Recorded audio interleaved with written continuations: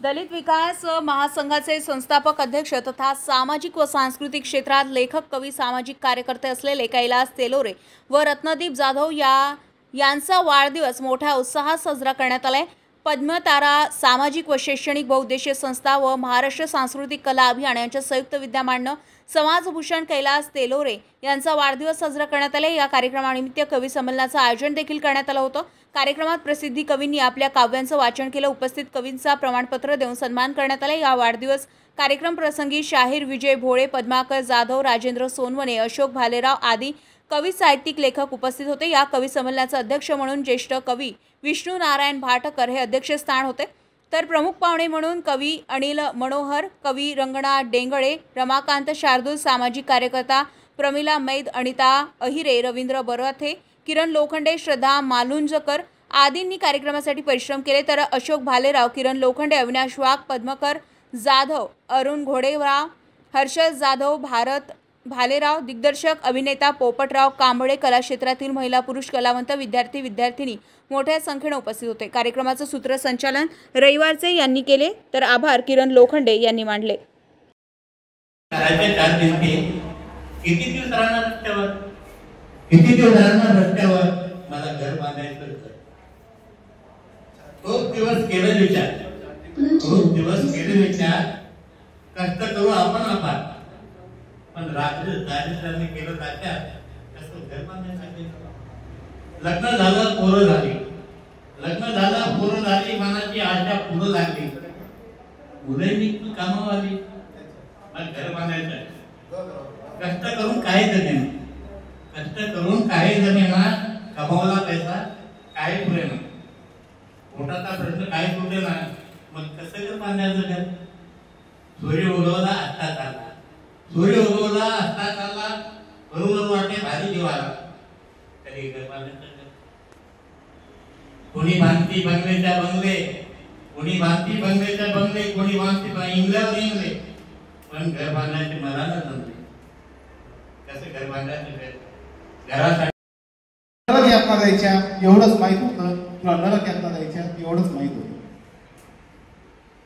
आज तू शिकली सवरली, चार चौघात वावरू लागली.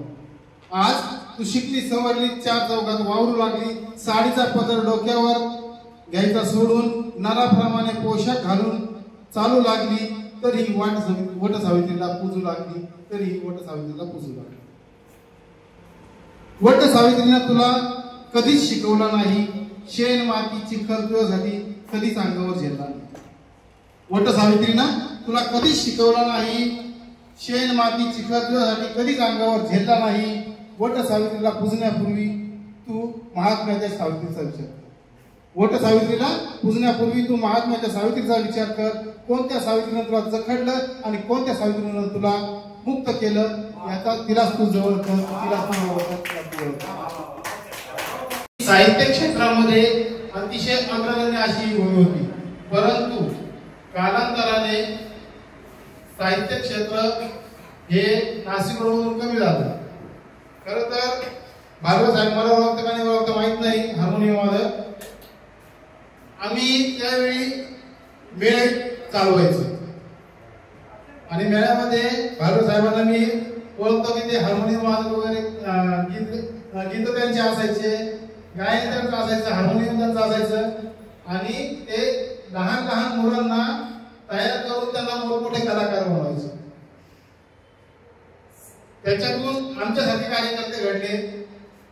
मेळ्यात आम्ही काम केलं.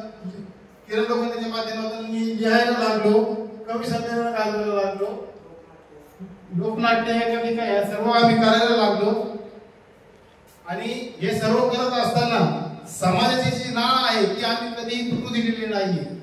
आणि समाजाचं भान असल्या कारणाने आम्ही समाज कार्यात पण अग्रेसर होतो. त्यामुळे महाराष्ट्र शासन त्याची दखल घेऊन माझ्यासारख्या सर्व सामान्य कार्यकर्त्याला सन्माननीय मुख्यमंत्री आणि दोन मुख्यमंत्र्यांच्या हस्ते डॉक्टर बाबासाहेब आंबेडकर समाजभूषण पुरस्कार हा प्रदान केलेला आहे.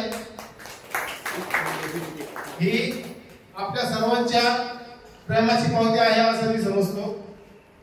खरं तर बोलण्यासारखं बरंच काही आहे, परंतु साहित्य क्षेत्रातले प्रत्येक जण ज्यांच्या हातात माईक येईल ते 4-4, 5-5 दिवस माईक सोडू शकत नाही, असे इथं ताकदवर सर्व लोक आहेत. त्यामुळे मी थांबून घेतो आणि सर्वांकडे हा माईक फिरवतो.